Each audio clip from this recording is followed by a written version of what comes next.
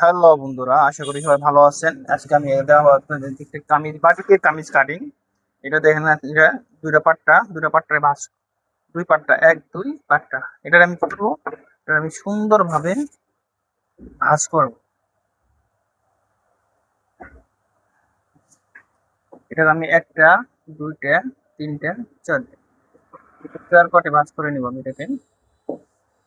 এখন আমি কি করবো, স্টারি দিয়ে নিব সুন্দরভাবে। আপনারা একটাই কষ্ট লাগে, এই যে আপনারা আমার ভিডিও দেখেন তবে একটা লাইক দেন না। ভাই আমি কি এমন দোষ করছি, লাইক দিতে কি টাকা লাগে? দয়া করে ভাই একটা লাইক দিন। আপনারা যেই দেখেন ভাই ও বোনেরা। এখন আমি এখানে সমান করে ধরে দাগ দিব, দুইটা দাগ দিব মানে ভাঙার জন্য এটা।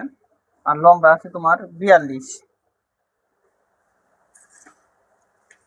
লম্বা 42 আছে। এই যে কি আপনার 42, 42 আছে, আপনি দিবেন 42 একটা দাগ। কান্দি আছে আপনার 7, এটা কান্দি 7। আর এখান থেকে দিবেন আপনি 6.5, এটা লিখে কান্দির নিচে। আর ফাড়া আছে 13.5, এখান থেকে এই লিখা 13.5, তাহলে লিখে অর্ধেকে দিবেন 6.5। তাহলে এটা আমি কি করব, এখন দাগ দিব।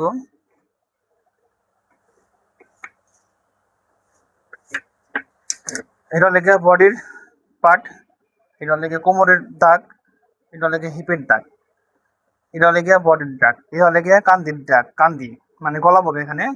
তাহলে বডি আছে আপনার 39, 34, 39, 39, 34, 39। তাহলে 39-এর 4 ভাগ করতে দেবো, 4 ভাগের 1 ভাগ এখানে দিয়ে দেবো।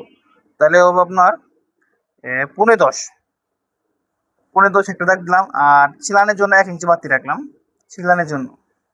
কোমর আছে 34, 34 হলে গিয়ে 8.5, 8.5 রাখলাম আমি, হ্যাঁ 8.5 রাখলাম আর 1 ইঞ্চি বাড়তি রাখলাম।